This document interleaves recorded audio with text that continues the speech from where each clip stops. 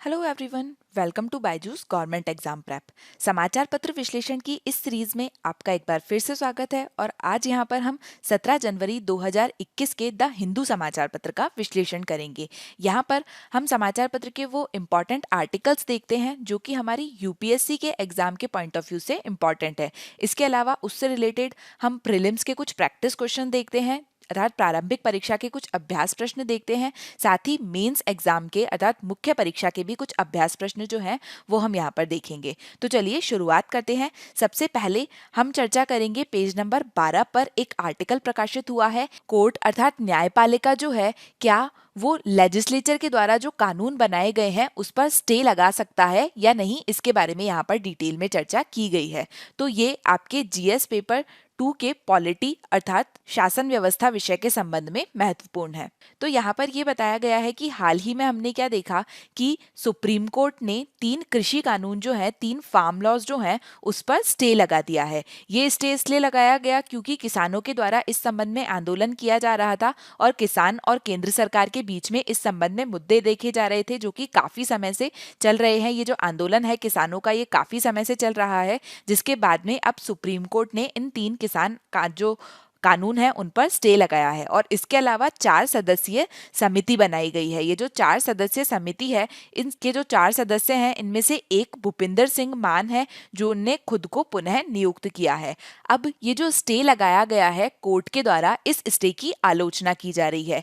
ये बोला जा रहा है कि क्या कोर्ट के द्वारा लेजिस्लेचर जो होता है उसके द्वारा जो लॉ बनाए गए हैं, जो कानून बनाए गए हैं, उस पर इस प्रकार से स्टे लगाया जा सकता है या नहीं। इसके अलावा अटॉर्नी जनरल जो है उनने तर्क दिया था कि विधायिका के द्वारा जो कानून बनाए जाते हैं उन्हें सामान्य रूप से नहीं रखा जाना चाहिए क्योंकि कानूनों के पक्ष में संवैधानिकता का अनुमान है। अर्थात अटॉर्नी जनरल ने ये कहा था कि जब कानून बनता है, कोई लॉ बनता है, तो ये माना जाता है, ये अनुमान लगाया जाता है कि वो जो लॉ होगा वो कॉन्स्टिट्यूशनल होगा, अर्थात वो संवैधानिक है। लेकिन जो कोर्ट है, अदालत जो है, उन्होंने इसे स्वीकार नहीं किया है और कानून पर एक तरीके से स्टे लगा दिया गया है। अब अगर हम यहाँ ये देखें कि जो सुप्रीम कोर्ट है उन्होंने अपने आदेश को किस तरीके से सही ठहराया है, कृषि कानून पर उनके द्वारा जो आदेश दिया गया है उसे किस तरीके से उन्होंने सही ठहराया है, तो वहां पर जो खंडपीठ थी अर्थात जो बेंच थी जिनके द्वारा ये ऑर्डर दिया गया है, उन्होंने अपने आदेश में ये कहा है कि इस अदालत को संवैधानिक अधिनियम के तहत किसी भी कार्यकारी कार्यवाही को रहने के लिए पूरी तरह शक्तिहीन नहीं कहा जा सकता है। अर्थात यहाँ पर बेंच ने ये कहा है कि जो अदालत है उसको जो वैधानिक अधिनियम है उसके तहत जो कार्यकारी कार्यवाही है उसके लिए वो पूरी तरीके से शक्तिहीन नहीं है, अर्थात उसके संबंध में अदालत के द्वारा कार्यवाही की जा सकती है। इसका मतलब ये है कि एक कानून बनाने, इसके कार्यान्वयन और इसके तहत कोई भी कार्यवाही जो है उसे बनाए रखने के बीच में अंतर यहाँ पर किया जा रहा था। हालांकि यहाँ पर कुछ तर्क ये भी हो सकता है कि ये जो प्रभाव है वो वैसा ही बना रहे जैसा कि सरकार के द्वारा अपने प्रावधानों को लागू करने पर आदेश के रूप में संचालित होता है। इसके अलावा अगर हम यहाँ पर इसके कुछ एग्जाम्पल्स देखें तो अगर हम बात करें कि कोर्ट ने मराठा आंदोलन का जो मुद्दा था उसमें पिछले सितंबर ने सुप्रीम कोर्ट ने एक अन्य खंडपीठ के द्वारा पारित आदेश का भी इसमें हवाला दिया है। इसके अलावा यहाँ पर यह निर्देश दिया है कि 2020-21 के लिए जो शैक्षणिक सत्र में प्रवेश और सरकार के तहत जो पदों पर नियुक्ति संबंधित कानून है उसके तहत प्रदान किए गए जो आरक्षण है उसके संदर्भ के बिना इसे की जाएगी और इस मामले को संवैधानिक की पीठ में वापस भेज दिया गया है। हालांकि मराठा आरक्षण का जो मामला था उसमें जो बेंच थी, जो खंडपीठ थी, उन्होंने ये कहा था कि यदि कोई कानून जो है वो पूर्व में असंवैधानिक है या सर्वोच्च न्यायालय द्वारा निर्धारित कानूनों के विपरीत है तो अंतरिम आदेश जो है वो पारित किया जा सकता है। अर्थात मराठा आरक्षण का जो मामला था उसमें यह कहा गया था कि अगर कोई ऐसा आदेश है पहले से जो कि असंवैधानिक है और जिसे जो सर्वोच्च न्यायालय के द्वारा निर्धारित कानून बनाए गए हैं उसके विरुद्ध है, उसके विपरीत है, तो जो अदालत है वो अंतरिम आदेश पारित कर सकती है, इंटरिम ऑर्डर दे सकती है। तो यहाँ पर ये नोट किया गया है कि जो इंदिरा साहनी मामला था, इंदिरा साहनी मामला जो है उसमें क्या बोला गया है कि आरक्षण की जो सीलिंग है वो 50% होनी चाहिए। और इसके अलावा यहाँ मराठा आरक्षण का जो मामला है उसमें ये देखा गया ये जो 50% की लिमिट है इसे ब्रीच करने के लिए अर्थात इससे ज़्यादा जो उनके द्वारा आरक्षण दिया जा रहा है उसका औचित्य साबित करने के लिए कोई असाधारण स्थिति नहीं दिखाई गई थी। अर्थात अगर कोई असाधारण स्थिति होती है तो ये जो लिमिट है इसे ब्रीच किया जा सकता है। तो इस तरीके से यहाँ पर ये देखा कि जो कोर्ट है उसके द्वारा इस पर स्टे लगाया गया। तो हमने एग्जाम्पल देखा कि कोर्ट जो है वो इस तरीके से स्टे लगा सकती है। इसके अलावा कोर्ट ने ये देखा कि जो कृषि कानून है उनके क्रियान्वयन पर अगर रोक लगाई जाती है तो उससे जो किसान है उनकी आहत भावनाएं भड़क सकती है और उन्हें बातचीत के मेज पर आने के लिए प्रोत्साहित किया जा सकता है। तो अगर हम बात करें कि जो कानून बनाए जाते हैं उसके संबंध में अदालत की शक्तियां क्या है, अभी हमने देखा कि किस प्रकार से कोर्ट जो है वो इंटरिम स्टे लगा सकता है, लेकिन जो बनाया जाता है कानून को उसमें अगर हम अदालत की शक्तियों के बारे में बात करें तो सर्वोच्च न्यायालय, सुप्रीम कोर्ट और उच्च न्यायालय अर्थात हाई कोर्ट जो है वो किसी भी कानून को असंवैधानिक घोषित कर सकता है जुडिशियल रिव्यू के अंदर। लेकिन वो कब घोषित कर सकता है, जब या तो वो जो कानून है वो अल्ट्रा वायर हो। अल्ट्रा वायर का मतलब आपको पता होगा, इसका मतलब होता है कि संविधान के किसी प्रावधान के विपरीत हो। संविधान में मान लीजिए पहले से ही कोई प्रावधान है और उस प्रावधान के विपरीत है अगर नया कानून, तो उसे असंवैधानिक घोषित किया जा सकता है।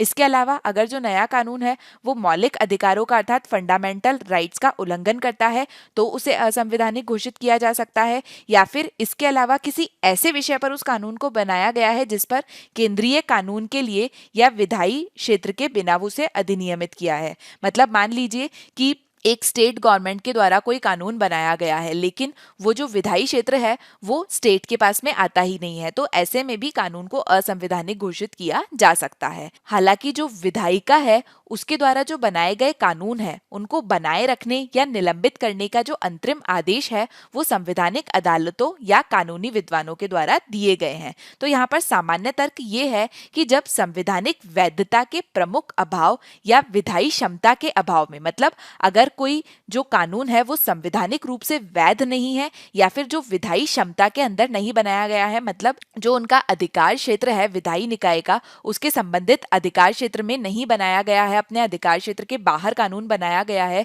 तो इस तरीके से रोक लगाई जा सकती है। लेकिन अगर इस तरीके के कारण नहीं है तो तब तक एक कानून पर रोक जो अदालत है उनको नहीं लगानी चाहिए, ऐसा यहाँ पर बोला गया है। इसके अलावा एक प्रश्न यहाँ पर यह है कि जो न्यायालय है उनके द्वारा किसी कानून या उसके संचालन को निलंबित करना जो है वो असामान्य क्यों माना जाता है। अर्थात जैसे अभी स्टे लगाया गया है अदालत के द्वारा, तो इस तरीके का स्टे लगाना जो है वो असामान्य क्यों माना जाता है, उसे नॉर्मल क्यों नहीं माना जाता है। तो जो मुख्य सिद्धांत है वो ये है कि विधायिका द्वारा बनाए गए जो कानून है उसको निलंबित करना शक्तियों के पृथकीकरण की जो अवधारणा है उसके खिलाफ होता है। अर्थात शक्तियों के पृथक्करण की जो अवधारणा है अर्थात जो सेपरेशन ऑफ पावर की डॉक्ट्रिन है उसके खिलाफ होता है। सेपरेशन ऑफ पावर की क्या डॉक्ट्रिन है कि जो एग्जीक्यूटिव है, जुडिशरी है और लेजिस्लेचर है, इन तीनों का जो काम है वो अलग अलग है और इनकी जो पावर है वो अलग अलग है और वो सेपरेट रहनी चाहिए। न्यायालयों से ये अपेक्षा की जाती है कि वे कानून की जो वैधता है उसको कानूनी चुनौती की दहलीज पर देखें, अर्थात वो ये देखे कि जो लेजिस्लेचर है उनके द्वारा जो कानून बनाए गए हैं क्या वो कानूनी रूप से सही है, क्या वो संवैधानिक है। एक कानून की वैधता जो है वो सामान्य रूप से केवल अंतिम निर्णय के समय माना जाना चाहिए, न कि प्रारंभिक अवस्था में। अर्थात जब पूरा कानून बन जाता है उसके अंतिम निर्णय में कानून की जो वैधता है उसे देखा जाना चाहिए। इसके अलावा दूसरा सिद्धांत ये है, यह अनुमान लगाया जाता है कि किसी भी विधायिका के द्वारा जो कानून है वो संवैधानिक और वैध है। अर्थात लेजिस्लेचर जो होता है, विधायिका जो होती है, उनके द्वारा जो भी कानून बनाया जाता है उसको लेकर ये माना जाता है कि वो जो कानून है वो संवैधानिक है और वो जो कानून है वो वैध है, अर्थात कॉन्स्टिट्यूशनल है और वैलिड है। तो जो भी उस कानून को चुनौती देता है उसे ये साबित करना होता है कि वो संवैधानिक नहीं है या वैध नहीं है। इसलिए अदालत जो है वो इस तरीके का जो विस्तृत कानून होता है इसके निलंबन की मांग जो करती है याचिकाएं, उनकी सुनवाई करती है और ये देखती है कि क्या ये जो कानून है वो संवैधानिक नहीं है। इसके अलावा यहाँ पर ये बोला गया है कि जो अंतरिम चरण होता है, जो इंटरिम फेज होता है, उसमें न्यायिक हस्तक्षेप के खिलाफ जो है कई मिसालें दी जाती है। ये कई बार देखा गया है कि जो कानून का इंटरिम फेज होता है उस समय न्यायिक हस्तक्षेप की गई। तो अगर केस लॉ जो है वो ये बताते हैं कि कुछ मामलों में उच्च न्यायालयों ने वास्तव में कुछ कानूनों के जो संचालन है उस पर रोक लगा दी है। हालांकि जो सर्वोच्च न्यायालय है उसका जो यहाँ पर विचार है वो थोड़ा सा डिम है। इसके अलावा अगर हम 1984 की बात करें तो उस समय शीर्ष अदालत ने एक नगरपालिका पर, सिलीगुड़ी नगरपालिका और अन्य बनाम अमदेडु दास और अन्य एक मामला था, उसके संचालन के खिलाफ अंतरिम रोक लगा दी थी। इसके अलावा 2013 में क्या देखा गया था कि अदालत ने सिगरेट और अन्य तंबाकू उत्पाद जो हैं उनके व्यापार, वाणिज्य, उत्पादन, आपूर्ति और वितरण के निवेश और विनियमन अधिनियम जो था इसके अलावा 2003 में भारत के लाखों लोगों के विश्वास के लिए स्वास्थ्य के तहत कुछ प्रावधान और अधिनियम जो है उन पर रोक हटा दी थी। तो इस तरीके से ये देखा गया कि जो अदालत है उनके द्वारा इस तरीके से जो न्यायिक हस्तक्षेप है वो किया गया। इसके अगर बाद के मामलों की अगर हम बात करें तो बाद के मामलों में अदालत ने ये कहा है, अगर अदालत जो है, कोर्ट है, वो ये मान लेता है कि जो कानून है वो निर्विवाद रूप से असंवैधानिक है और वो जो कानून है उसमें सुविधा का संतुलन नहीं किया गया है, वो संविधान पर एक प्रकार की अतुलनीय चोट हो सकती है, सार्वजनिक हित के खिलाफ हो सकता है, तो जो कोर्ट है वो इंटरिम ऑर्डर पास कर सकती है, अंतरिम आदेश पारित कर सकती है और वो उसके पक्ष में है। इसके अलावा कई बार ये भी है कि कोर्ट के द्वारा इस तरीके का इंटरिम ऑर्डर पास किया गया लेकिन वो सही नहीं था। तो अगर हम इसके एग्जाम्पल की बात करें तो आरबीआई अधिनियम की धारा 45(s) की वैधता के संबंध में अगर हम यहाँ पर बात करें तो आरबीआई अर्थात भारतीय रिजर्व बैंक अधिनियम की धारा 45(s) जो है वो है कि सार्वजनिक जमा स्वीकार करने वाले जो असंगठित निकाय हैं उन पर प्रतिबंध लगाया गया था इस धारा से। और कई न्यायालयों के द्वारा क्या किया गया कि अपना जो इंटरिम ऑर्डर है उससे ये जो प्रावधान है इस पर रोक लगा दी गई। लेकिन जो उच्चतम न्यायालय है, जो सुप्रीम कोर्ट है, उनके द्वारा ये जो इंटरिम ऑर्डर लाया गया था इसकी आलोचना की गई। उनने ये कहा कि उसी की प्रायोज्यता को बरकरार रखते हुए अदालत ने भावेश डी पारिश और अन्य बनाम भारत संघ 2000 में ये कहा था कि जब कानून जो है उसमें एक टुकड़े के संचालन के लिए एक आवेदन पर विचार किया जाता है और वह भी आर्थिक सुधार या परिवर्तन से संबंधित है, तो अदालतों को ये ध्यान रखना चाहिए कि जब तक वे प्रावधान प्रकट रूप से अन्याय पूर्ण या स्पष्ट रूप से असंवैधानिक है, अदालत को न्यायिक संयम दिखाना चाहिए। अर्थात जब तक ये स्पष्ट नहीं हो जाता है कि जो कोई कानून है वो स्पष्ट रूप से असंवैधानिक है, तब तक कोर्ट को पेशेंस रखना चाहिए और इस तरीके से जो कानून है उन्हें उन पर स्टे नहीं लगाना चाहिए, उन पर जो रोक है वो नहीं लगाई जानी चाहिए। और इस तरीके के जो रोक है लगाई गई है इसके अंदर आर्थिक सुधार और परिवर्तन से ये मामला संबंधित था। तो इस तरीके से कई बार जो स्टे लगाया जाता है वो गलत भी देखा हमने एग्जाम्पल में, लेकिन कई बार हमने ये भी देखा कि जो कोर्ट है उनके द्वारा इस तरीके से जो कानून लाए जाते हैं उन पर रोक लगाई जाती है। और यहाँ पर हमने इसके संबंध में दो सिद्धांत भी देखे कि क्यों ऐसा होता है कि जो इस तरीके से कानून पर स्टे लगाया जाता है उसको नॉर्मल नहीं माना जाता है। एक तो ये सेपरेशन ऑफ पावर से रिलेटेड था और दूसरा ये था कि नॉर्मली ये होता है कि जो भी कानून बनाए जाते हैं उन्हें संवैधानिक माना जाता है तो उनको असंवैधानिक प्रूव करना होता है। यहाँ पर हमने इसकी एक शॉर्ट समरी भी देख ली। अब हम चलते हैं नेक्स्ट आर्टिकल की तरफ जो कि पेज नंबर 12 पर प्रकाशित हुआ है। ये जीएस पेपर 3 के अर्थव्यवस्था विषय के संबंध में महत्वपूर्ण है। Stock market high and economic low, अर्थात यहाँ पर ये बताया गया है कि अभी की जो अर्थव्यवस्था है उसमें ये देखा जा रहा है कि स्टॉक मार्केट जो है वो तो हाई है लेकिन हमारी जो अर्थव्यवस्था है वो नीचे गिरी हुई है। तो इसके बारे में यहाँ पर ये बताया है कि इससे संबंधित क्या आंकड़े हैं, इसके अलावा ऐसा क्यों होता है और अगर इसी प्रकार की स्थिति रही तो उसके क्या दुष्परिणाम हो सकते हैं। तो यहाँ पर डेटा दिया गया है तो वो कुछ आप खुद से पढ़ सकते हैं। यहाँ पर जो डाटा दिया है मैं यहाँ पर आपको इसकी एक शॉर्ट में समरी बता रही हूँ क्योंकि इसके बारे में हम पहले भी कई बार डिस्कस कर चुके हैं। तो भारतीय रिजर्व बैंक जो है उन्होंने अपनी जो नवीनतम वित्तीय स्थिरता रिपोर्ट है, फाइनेंशियल स्टेबिलिटी रिपोर्ट है, उसमें ये बताया है कि जो फाइनेंशियल मार्केट है वो हाई है और इकोनॉमी जो है वो हमारी लो कंडीशन में है और उसके संबंध में उनके द्वारा चेतावनी दी गई है। तो हाल ही में आरबीआई के जो गवर्नर है शांतिकांत दास, उन्होंने कई जोखिमों के बारे में बताया है और उसमें उन्होंने बताया है कि वित्तीय बाजारों में कुछ क्षेत्रों और वास्तविक अर्थव्यवस्था के बीच में डिस्कनेक्ट शामिल है। अर्थात जो वित्तीय बाजार के क्षेत्र हैं और जो वास्तविक अर्थव्यवस्था है उनमें डिस्कनेक्ट है। वित्तीय बाजार तो ऊंचा जा रहा है लेकिन जो अर्थव्यवस्था अर्थव्यवस्था है वो नीचे की ओर गिर रही है। इसके साथ ही जो गवर्नर हैं आरबीआई के, उन्होंने ये चेतावनी दी है कि वित्तीय परिसंपत्ति जो है उसका टूटा हुआ मूल्य जो है वो वित्तीय स्थिरता के लिए जोखिम पैदा करता है। और इसके अलावा उन्होंने ये कहा है कि बैंकों और वित्तीय मध्यस्थों को इन जोखिमों का संज्ञान होना चाहिए। बैंकों और जो फाइनेंशियल मीडिएटर हैं उनको ये पता होना चाहिए कि इस तरीके के जोखिम आ सकते हैं और परस्पर वित्तीय प्रणाली में स्पिल ओवर जो है वो हो सकता है। तो यहाँ पर जो आरबीआई गवर्नर है उनने चेतावनी दी है।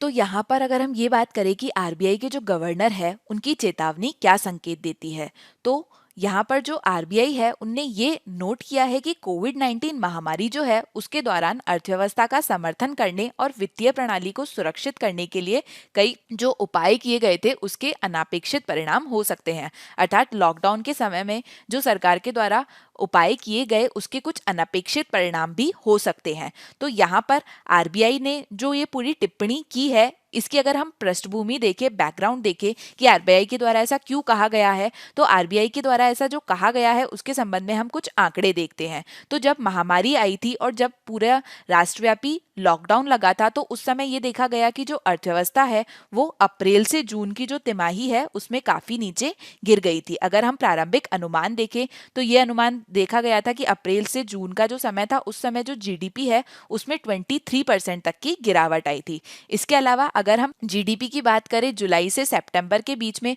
तो ये देखा गया था कि जीडीपी जो है उसमें 7.5% तक कॉन्ट्रैक्शन देखा गया था। जीडीपी जो है सकल घरेलू उत्पाद जो है उसमें 7.5% तक उसे अनुबंधित किया गया था। इसके अलावा जो इक्विटी मार्केट है भारत में उनने 23 मार्च को 3 साल में सबसे अधिक गिरावट देखी थी। जो इक्विटी मार्केट है वहां पर यह देखा गया कि 23 साल में सबसे ज्यादा गिरावट आई। लेकिन इक्विटी में बाद में क्या देखा गया कि इस गिरावट के बाद में उसमें एकदम से तेजी से उछाल आया और ये जो इक्विटी मार्केट है वो एकदम से बढ़ गया।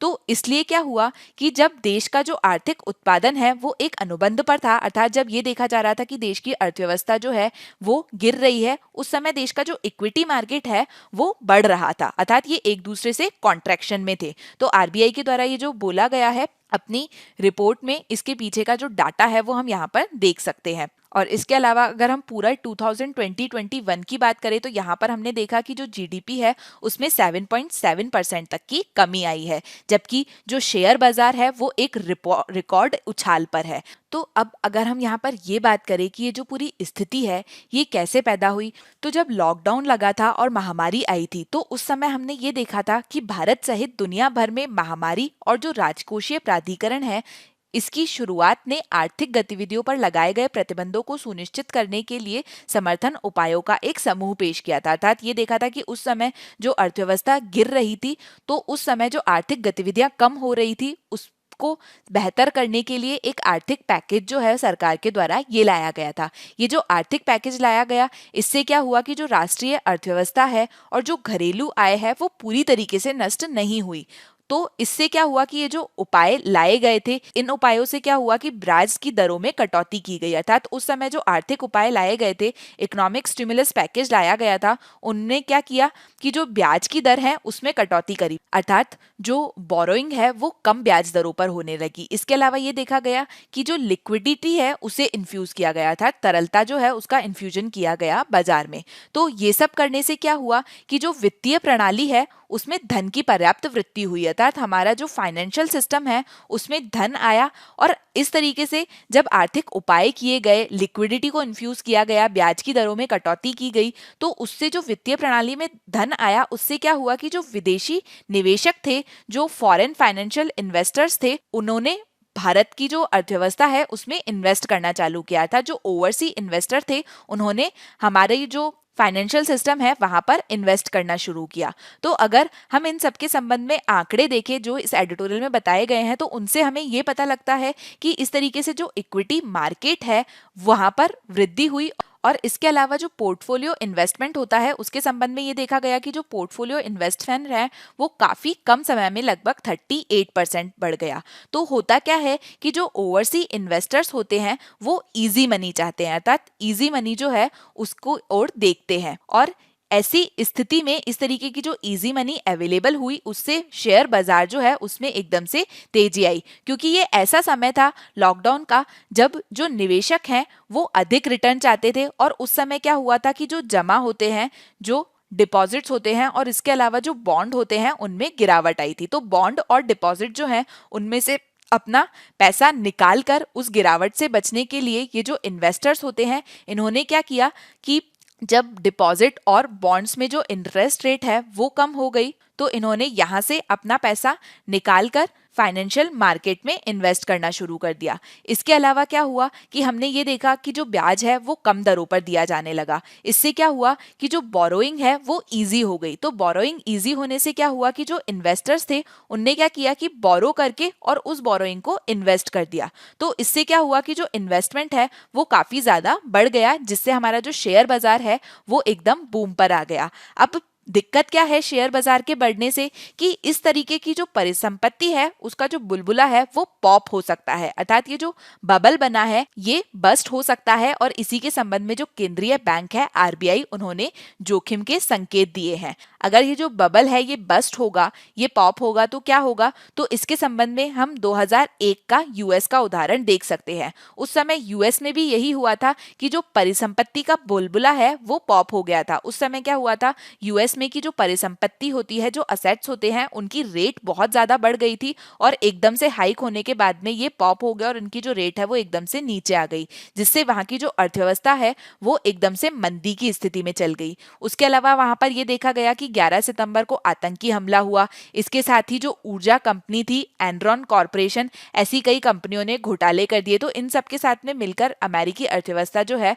वो इस समय में उसको काफी नुकसान पहुंचा था। तो इसलिए ऐसे समय में जो आरबीआई है उसने केंद्रीय बैंक और जो वित्तीय अधिकारी हैं उनके द्वारा सक्रिय हस्तक्षेप और वित्तीय बाजारों को स्थित करने में वो सक्षम है, ऐसा बोला है। लेकिन उनके द्वारा ये बोला गया है कि यहाँ पर स्पिल ओवर का जोखिम है। यहाँ ये बोला है कि जो आरबीआई है और इसके अलावा जो वित्तीय अधिकारी है वो इस तरीके की जो स्थिति है उसे संभालने में सक्षम है, लेकिन यहाँ पर चांसेस हैं कि स्पिल ओवर हो जाए। और ऐसे में हो सकता है कि हमारी जो घरेलू क्षेत्र की कमजोरियां हैं और इसके अलावा जो बैंकिंग कॉर्पोरेट क्षेत्र है उसकी अनिश्चितता की अवधि में और उनकी जो बैलेंस शीट इससे जुड़ी हुई है उससे हो सकता है कि हमारी जो अर्थव्यवस्था है उसे काफी ज्यादा नुकसान हो। तो ये एक जोखिम हो सकता है और इससे पहले से ही हमें संभल जाना चाहिए, ये इस एडिटोरियल में बताया गया है। अब हम चलते हैं नेक्स्ट आर्टिकल की तरफ। तो अगला आर्टिकल है a sustained fight against trans fats. यहाँ पर बात की गई है ट्रांस फैट्स के बारे में। इसके बारे में हमने कुछ दिनों पहले भी चर्चा करी थी।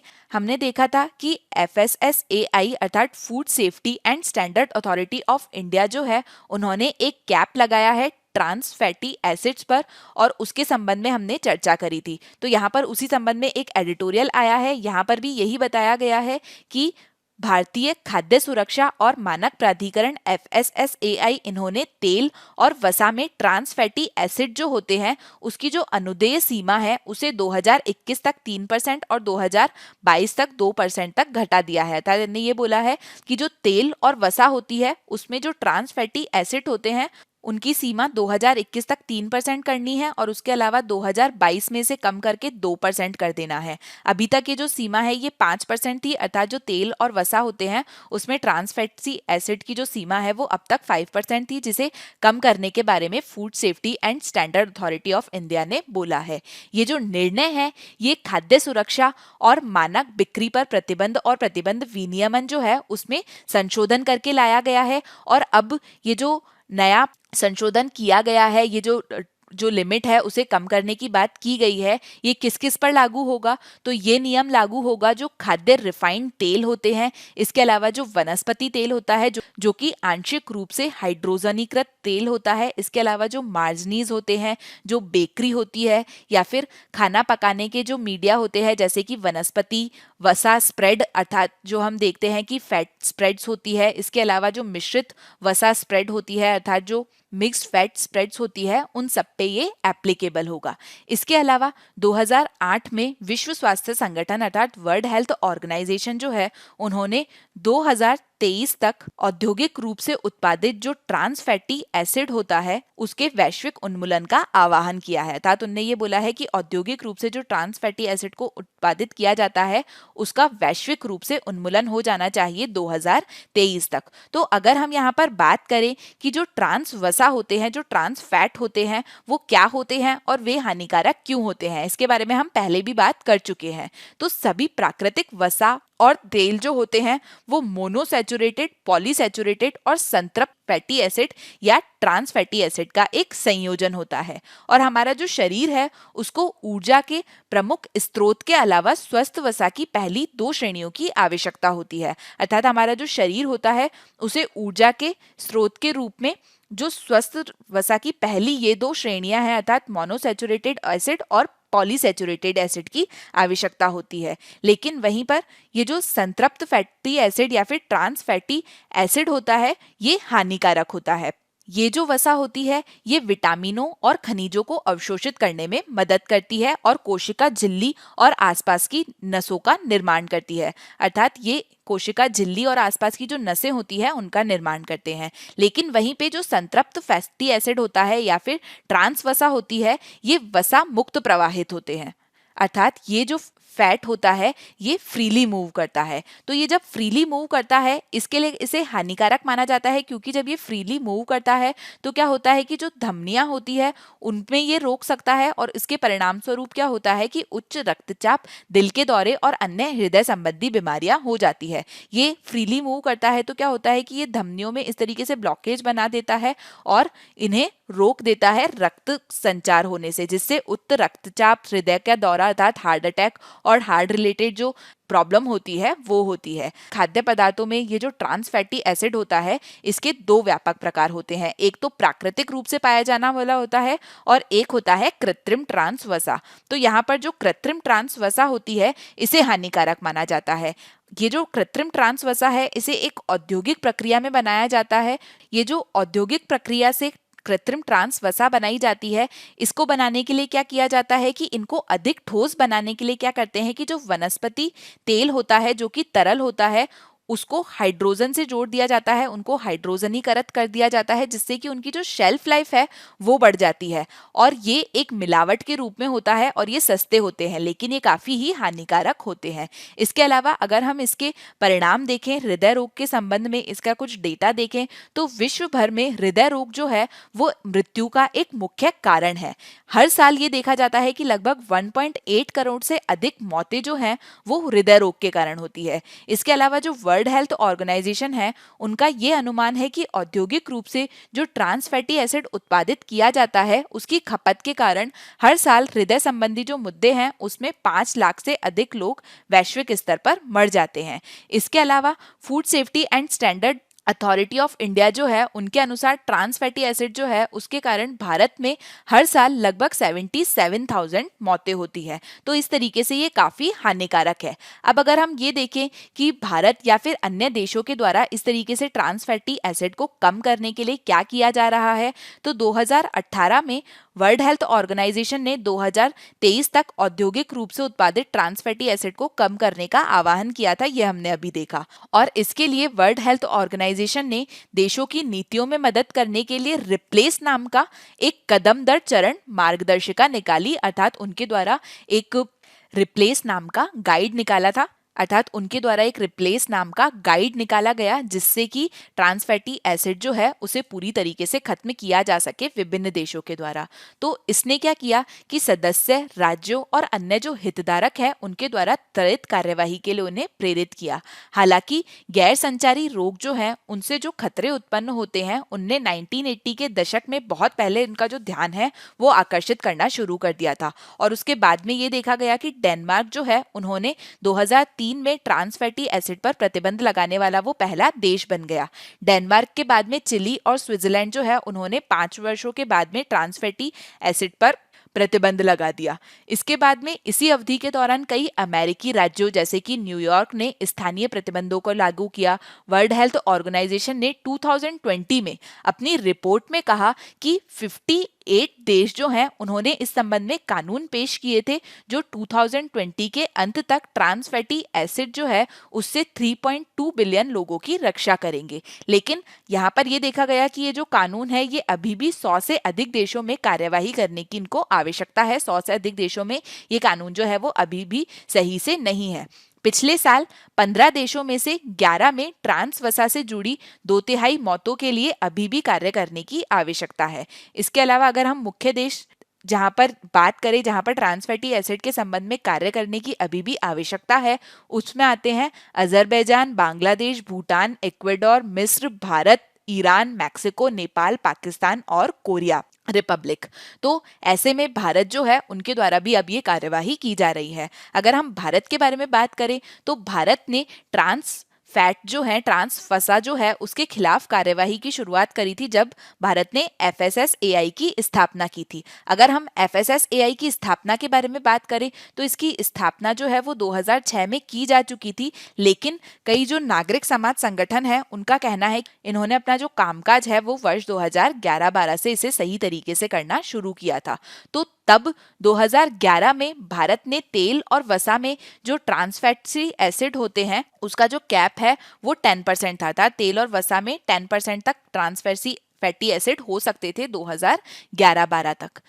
इसके बाद में 2015 में ये जो लिमिट है इसे 5% कर दिया, और अब जो नया कानून आया है उसमें हमने देखा कि इस लिमिट को 2021 तक 3% करने और 2022 तक 2% करने के लिए बोला गया है। अब अगर हम यहाँ पर ये देखें कि आगे क्या किया जाना चाहिए, तो 2021 और 22 तक जो ट्रांस फैटी एसिड को कम करने की बात की जा रही है वो की जा रही है केवल तेल और वसा में। लेकिन भारत के जो नागरिक समाज संगठन है उनका कहना है कि 2021 के लिए 3% की जो कैप है और 2022 के लिए 2% की जो कैप है, इसका जो जोर है वो केवल तेल और वसा में कम करने पर नहीं बल्कि सभी खाद्य पदार्थों में ये जो ट्रांस फैटी एसिड है इसे कम करने के लिए बोला जाना चाहिए। और इस विषय पर सरकार के साथ में जो उलझने वाले लोग हैं उनका ये कहना है कि इसके लिए जो नियमन है उसके जल्द होने की संभावना है। लेकिन एक बड़ी चुनौती है कार्यान्वयन की, क्योंकि ये जो विषय है ये राज्यों का विषय है, तो इसको कार्यान्वयन करने के संबंध में चुनौती हो सकती है। आपको ध्यान होना चाहिए कि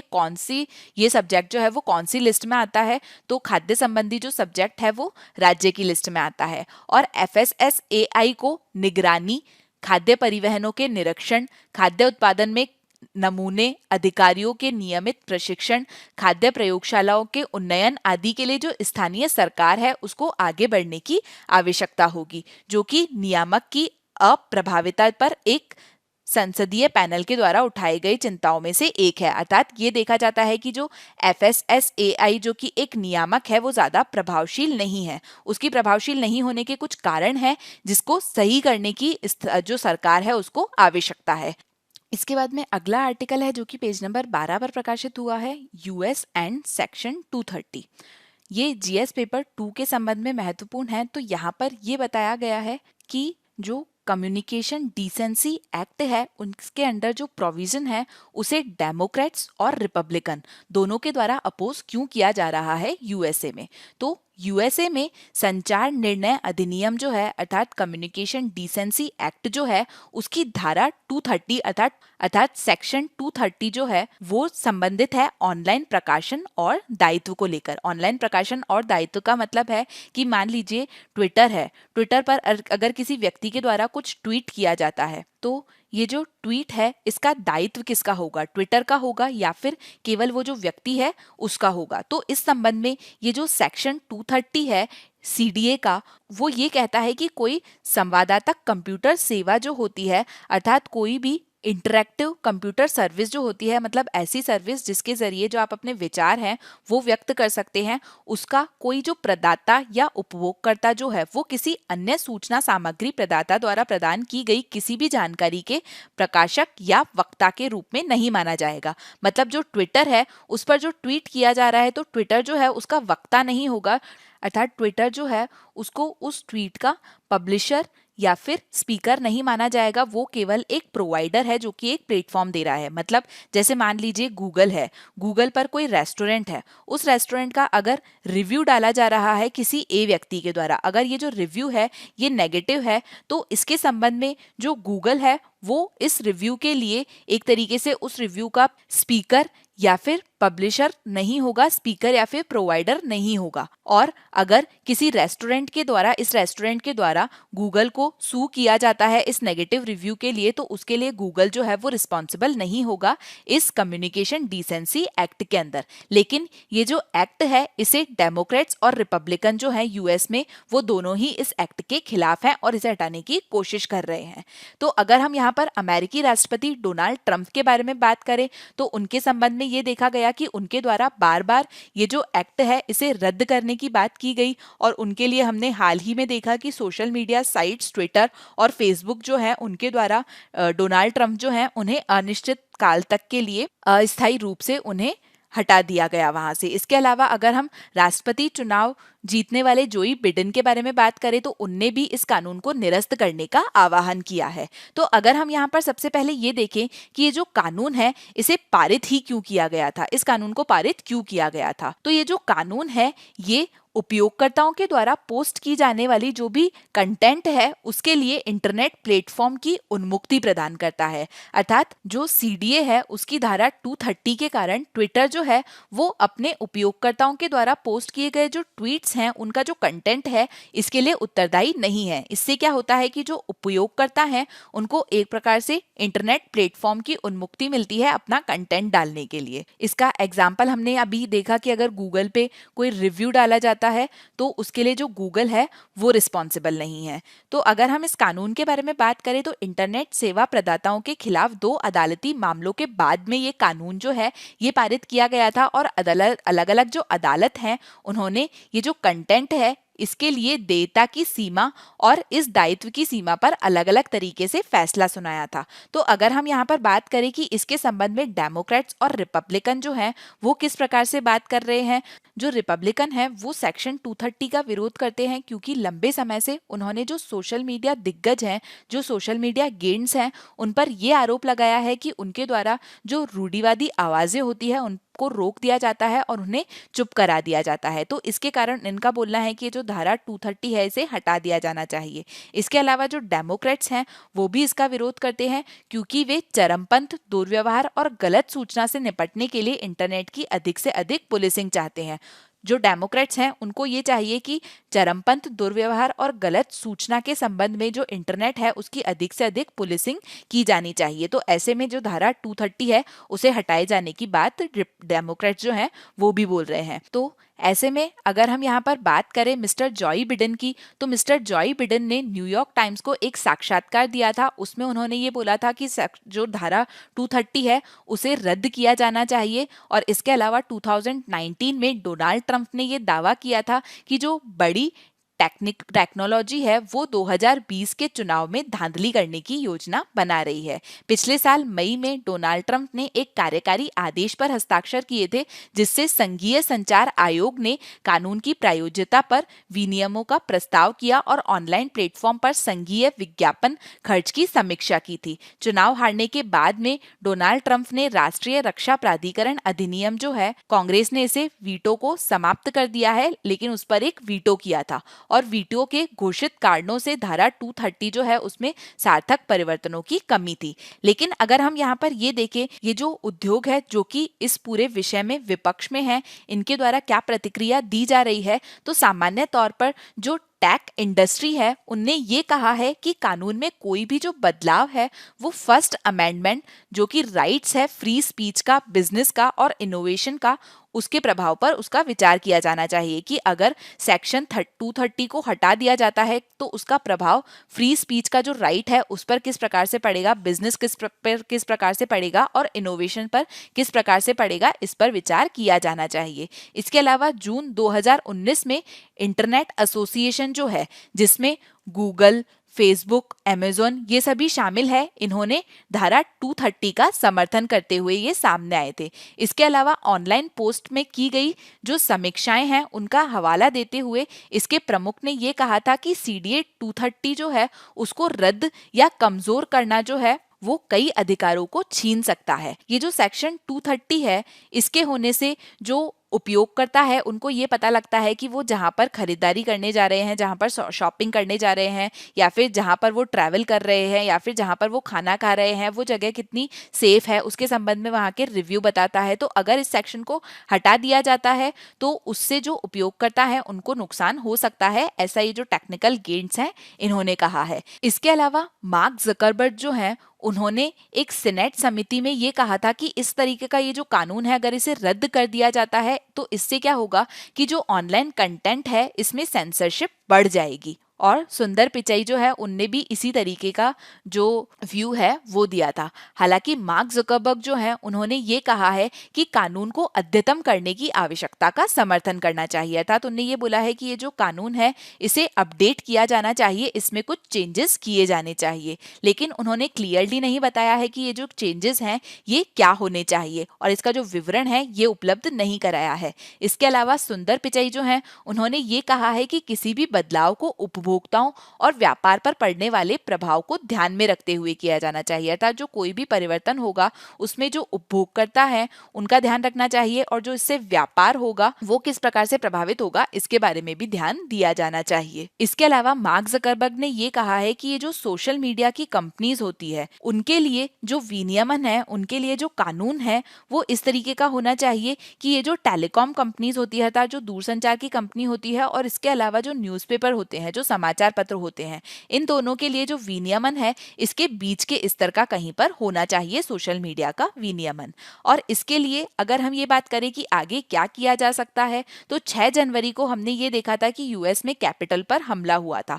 उसके बाद में फेसबुक ने ट्रंप का जो अकाउंट है उसको अनिश्चित काल के लिए निलंबित कर दिया और ट्विटर ने भी ऐसा ही किया। ये किस आधार पर किया गया तो ये हिंसा भड़काने के जोखिम के आधार पर किया गया और इसने क्वेनॉन से संबंधित 70,000 से अधिक खातों को निलंबित कर दिया, जो कि एक दक्षिणपंथी साजिश सिद्धांत समूह है। लेकिन इसी समय में जब चुनाव चल रहे थे यूएस में तब ये देखा गया था कि कई ट्वीट ऐसे थे जिन्हें मिस्टर डोनाल्ड ट्रंप ने ये बोला था कि ये चुनाव में धोखाधड़ी करने के हैं। इसके अलावा अब जब ये देखा गया कि जो डेमोक्रेट्स और रिपब्लिकन ये दोनों ही इस कानून के खिलाफ हैं तो ऐसा हो सकता है कि जो सेक्शन 230 है इस पे बहस चले और ये जो कानून है इसमें संशोधन किया जाए। लेकिन ये जो संशोधन है ये किस प्रकार से होगा ये अभी स्पष्ट नहीं है। अब हम चलते हैं नेक्स्ट आर्टिकल की तरफ। तो अगला आर्टिकल है between public health and global politics. ये पेज नंबर 13 पर प्रकाशित हुआ है। इसमें इसके बारे में आपको डिटेल में पढ़ने की जरूरत नहीं है, लेकिन इस आर्टिकल में सॉलिडेरिटी ट्रायल के बारे में बताया गया है जो आपके लिए प्रारंभिक परीक्षा के संबंध में महत्वपूर्ण हो सकती है। तो यहाँ पर हमको जानना है कि जो सॉलिडेरिटी ट्रायल है ये क्या है। तो जो वर्ल्ड हेल्थ ऑर्गेनाइजेशन है और इसके जो भागीदार है इन्होंने सॉलिडेरिटी परीक्षण जो है इसका शुभारंभ किया है। ये एक अंतरराष्ट्रीय नैदानिक परीक्षण है। इसका उद्देश्य है कोविड-19 जो है उसके लिए सबसे प्रभावी उपचार जो है उसे खोजने के लिए दुनिया भर से मजबूत डेटा को उत्पन्न करना। ये जो यादृच्छिक नैदानिक परीक्षण है इसकी संचालन की प्रक्रिया में तेजी लाने के लिए डिजाइन किया गया है, जो कि आमतौर पर डिजाइन, संचालन और परिणाम देखने में वर्षों लगते हैं। अर्थात जो निदान की प्रक्रिया होगी उसकी डिजाइन, संचालन और परिणाम जिसमें वर्षों लगते हैं उस परीक्षण को वर्ल्ड हेल्थ ऑर्गेनाइजेशन और इसके भागीदारों ने डिजाइन किया है और इसे बोला गया है सॉलिडेरिटी परीक्षण। अब हम चलते हैं नेक्स्ट न्यूज की तरफ। नेक्स्ट न्यूज जो है वो पेज नंबर 8 पर प्रकाशित हुई है। इसमें बात की गई है हरिक्के वेटलैंड्स की जो पंजाब में है। ये आपके जीएस पेपर 3 के इकोलॉजी विषय के संबंध में महत्वपूर्ण हो सकता है। तो यहाँ पर हम बात करेंगे रामसर साइट की और हरिक्के वेटलैंड जो कि एक रामसर साइट है पंजाब में उसके बारे में। तो अगर हम सबसे पहले रामसर साइट के बारे में बात करें तो जो वेटलैंड है उस पर रामसर कन्वेंशन है और इस रामसर कन्वेंशन को 1971 में एक ईरानी शहर है रामसर जो कि कैस्पियन सागर के दक्षिणी किनारे पर स्थित है, यहाँ पर अपनाया गया था और ये एक अंतर सरकारी संधि है। ये जो संधि है इसे भारत ने 1 फरवरी 1982 टू को लागू किया था। और इसके अलावा जो आर्द्रभूमि क्षेत्र होते हैं, जो वेटलैंड होते हैं, जो कि अंतर्राष्ट्रीय महत्व के हैं, वो रामसर स्थल के रूप में घोषित किए गए हैं इस रामसर कन्वेंशन के अंदर। मतलब वो क्षेत्र, वो वेटलैंड जो कि अंतर्राष्ट्रीय महत्व के हैं, उन्हें रामसर स्थल के रूप में घोषित किया गया है इस कन्वेंशन में। ये जो कन्वेंशन है, इसका उद्देश्य विश्व में सतत विकास की दिशा में योगदान देने हेतु स्थानीय और राष्ट्रीय कार्यों और अंतर्राष्ट्रीय सहयोग के माध्यम से सभी आर्द्रभूमियों का संरक्षण और उपयोग करना है। इसके अलावा रामसर कन्वेंशन में ही एक है मॉन्ट्रेक्स रिकॉर्ड। अगर हम यहाँ पर इस मॉन्ट्रेक्स रिकॉर्ड के बारे में बात करें, तो ये जो मॉन्ट्रेक्स रिकॉर्ड है, ये उन आर्द्रभूमि अर्थात ये उन वेटलैंड की एक सूची है जो कि अंतर्राष्ट्रीय महत्व के हैं। वो वेटलैंड जो अंतर्राष्ट्रीय महत्व के हैं, लेकिन जहाँ पर पारिस्थितिकी का जो चरित्र है उसमें परिवर्तन हुआ है, अर्थात वहाँ की जो इकोलॉजी का कैरेक्टर है उसमें चेंज हुआ है या फिर हो रहा है, या तकनीकी विकास, प्रदूषण या फिर दूसरी तरीके का जो मानव हस्तक्षेप होता है उसके कारण यहाँ पर परिवर्तन होने की संभावना है। तो ऐसी जो साइट्स हैं उन्हें रामसर सूची के भाग के रूप में शामिल किया गया है मॉन्ट्रेक्स रिकॉर्ड को। अगर हम भारत में बात करें तो भारत में 2 वेटलैंड ऐसे हैं जो कि मॉन्ट्रेक्स रिकॉर्ड में शामिल है। वो कौन से हैं? तो उसमें राजस्थान में एक है केवला देवी राष्ट्रीय उद्यान, और इसके अलावा एक है लोकतक झील जो कि मणिपुर में है। जो लोकतक झील है वो काफी इंपॉर्टेंट है आपके एग्जाम के लिए। आपको ध्यान रखना है कि ये जो लोकतक झील है ये मणिपुर में स्थित है। इसके अलावा जो चिलिका झील है जो कि उड़ीसा में है, इसके बारे में भी आपको ध्यान रखना है। ये जो दोनों है ये मॉन्ट्रेक्स रिकॉर्ड में शामिल है। इसके लिए अलावा जो चिलिका झील है इसको इस रिकॉर्ड में शामिल किया गया था, लेकिन बाद में इसे इस रिकॉर्ड से हटा दिया गया। अब अगर हम यहाँ पर हरिका वेटलैंड के बारे में बात करें तो सबसे पहले तो आपको स्थान पता होना चाहिए कि ये जो वेटलैंड है ये पंजाब में है और ये रामसर कन्वेंशन के अंदर एक साइट है। इसके अलावा आपको ध्यान रखना है कि ये मैनमेड है, अर्थात ये मानव निर्मित वेटलैंड है। जो सतलज नदी है उसके पार हेडवर्ड का निर्माण करके ये जो वेटलैंड और झील है इसका निर्माण किया गया था। ये जो हेडवर्ड है ये ब्यास और सतलज नदियों के संगम के निचले हिस्से पर स्थित है, ये आपको ध्यान रखना है। इससे संबंधित हम प्रारंभिक परीक्षा का प्रैक्टिस क्वेश्चन देखते हैं। निम्नलिखित कथनों पर विचार कीजिए। रामसर कन्वेंशन को भारत द्वारा 1 फरवरी 1982 में लागू किया गया था, तो ये सही है। दूसरा है मॉन्ट्रेक्स रिकॉर्ड उन आर्द्रभूमि स्थलों की एक सूची है जो अंतर्राष्ट्रीय महत्व के हैं, जहां के पारिस्थितिकी में चरित्र में परिवर्तन हुए हैं, हो रहे हैं, या तकनीकी विकास, प्रदूषण या अन्य मानव हस्तक्षेप के परिणाम स्वरूप परिवर्तन होने की संभावना है। तीसरा है हरिके वेटलैंड एक रामसर साइट है जो पंजाब में स्थित है, तो तीसरा भी सही है, सही उत्तर हो जाएगा डी।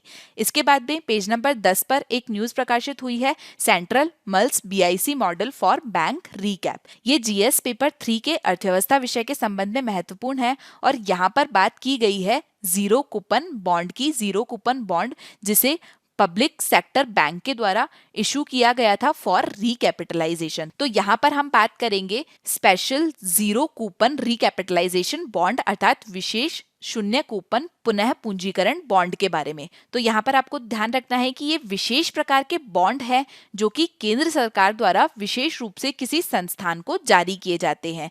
केवल वे ही बैंक उसमें निवेश कर सकते हैं जिन्हें इसके लिए निर्दिष्ट किया गया है, कोई और इसमें निवेश नहीं कर सकते। ये जो बॉन्ड है इसके संबंध में आपको ध्यान रखना है कि ये जो बॉन्ड है ये ट्रेडेबल नहीं है, अर्थात ये व्यापार योग्य नहीं है। इसके साथ ही ये जो बॉन्ड है इनका हस्तांतरण भी नहीं किया जा सकता है, अर्थात इन बॉन्ड को ट्रांसफर भी नहीं किया जा सकता है। ये केवल एक विशिष्ट बैंक तक सीमित है और इन्हें एक निर्दिष्ट अवधि के लिए जारी किया जाता है, अर्थात ये जो बॉन्ड है ये बैंकों को जारी किए जा रहे हैं, तो बैंक जो है उसका ट्रेड भी नहीं कर सकते हैं और उसे ट्रांसफर भी नहीं कर सकते हैं। ये सिर्फ उस बॉन्ड के लिए, ये सिर्फ उस बैंक के लिए है और एक निश्चित अवधि के लिए है। ये कोई कूपन नहीं है और अंकित मूल्य पर ही ये जारी किया गया है और इसका जो भुगतान है ये निर्दिष्ट अवधि में अंत तक किया जाना है। कूपन जो है वो निदेशक को एक बॉन्ड पर प्राप्त होने वाला ब्याज होता है। इसके अलावा ये जो बॉन्ड है इसको RBI के दिशा निर्देशों के अनुसार बैंक की जो परिपक्व प्रतिभूति होती है, अर्थात हेल्ड टू मैच्योरिटी होती है, उसकी श्रेणी में शामिल किया गया है। ये एक ऐसे उपकरण है जिसमें विशिष्ट पुनर्पूंजीकरण बॉन्ड शामिल है, लेकिन प्रभावी रूप से एक ही उद्देश्य को पूरा करते हैं और इन्हें आरबीआई के दिशा निर्देशों के अनुरूप जारी किया जाता है। अगर हम वित्तीय नवाचार के संबंध में बात करें तो इन विशेष बॉन्डों के जारी होने से क्या होता है कि जो राजकोषीय घाटा होता है, जो फिस्कल डेफिसिट होता है, उस पर कोई प्रतिकूल प्रभाव नहीं पड़ता है, जबकि एक ही समय में बैंक के पास में काफी अधिक मात्रा में आवश्यक पूंजी जो है वो उपलब्ध हो पाती है। तो यहाँ पर हमने देखा जीरो कूपन रिकैपिटलाइजेशन बॉन्ड के बारे में। इससे संबंधित हम प्रश्न देखते हैं तो निम्न कथनों पर विचार कीजिए। बॉन्ड एक निश्चित आय के साधन है जो निवेशक द्वारा किसी उधारकर्ता को दिए गए ऋण का प्रतिनिधित्व करता है। तो पहला स्टेटमेंट सही है। दूसरा है अधिकांशतः कंपनियां या सरकार बॉन्ड जारी करती है और निवेशक जो है वो उन बॉन्ड को बचत और प्रतिभूति विकल्प के रूप में खरीदते हैं। तो दूसरा स्टेटमेंट भी सही है। तीसरा है विशेष शून्य कूपन पुनर्पंजीकरण बॉन्ड जो है वो व्यापार योग्य नहीं है तथा न ही इनका हस्तांतरण किया जा सकता है। तो तीसरा स्टेटमेंट भी सही है। सही आंसर होगा डी, उपरोक्त सभी। अब हम चलते हैं प्रीवियस ईयर क्वेश्चन की तरफ। तो 2018 में एक क्वेश्चन पूछा गया था, निम्नलिखित में से कौन सी कृत्रिम झील है? कोडाईकनाल जो कि तमिलनाडु में है, कोलेरो जो कि आंध्र प्रदेश में है, नैनीताल जो कि उत्तराखंड में है, या फिर रेणुका जो कि हिमाचल प्रदेश में है। तो सही आंसर होगा ए, कोडाईकनाल जो कि तमिलनाडु में है। ये एक कृत्रिम झील है। अब हम मुख्य परीक्षा से संबंधित प्रश्न देखेंगे जिसका आंसर आपको लिखने की कोशिश करनी है। पहला क्वेश्चन ट्रांसफैट से संबंधित है जिसके बारे में हमने चर्चा करी। ट्रांसफैट से आप क्या समझते हैं? स्वास्थ्य और एफएसएसएआई और डब्ल्यूएचओ के द्वारा उनकी खपत में कटौती के लिए किए गए जो नीतिगत उपाय हैं उन पर और उनके प्रभाव पर चर्चा कीजिए। इस प्रश्न का उत्तर आपको 250 शब्दों में लिखना है और 10 मार्क्स का क्वेश्चन है। इसके बारे में हमने डिटेल में आज डिस्कस किया है। इसके अलावा एक क्वेश्चन और है, इसके बारे में आज हमने डिस्कस नहीं किया है, लेकिन एक बहुत ही जनरल क्वेश्चन है जिसका आंसर आपको आना चाहिए। भारत में नदियों का बढ़ता प्रदूषण भारत सरकार और जनसंख्या के लिए एक महत्वपूर्ण चिंता का विषय है। उसके प्रदूषण और संबंधित परिणामों के कारण की जांच करें। तो ये नदियों का जो प्रदूषण है उसके बारे में क्वेश्चन है और इसका आंसर आपको 250 शब्दों में लिखना है और 10 मार्क्स का ये क्वेश्चन है। ये जो दोनों क्वेश्चन आपको दिए गए हैं इनका आंसर लिखने की आपको कोशिश करनी है। और यहाँ पर हमारा आज का डिस्कशन खत्म होता है। Thank you so much for today's discussion. I hope you like the session. Please like, share and subscribe to our channel. Thank you so much.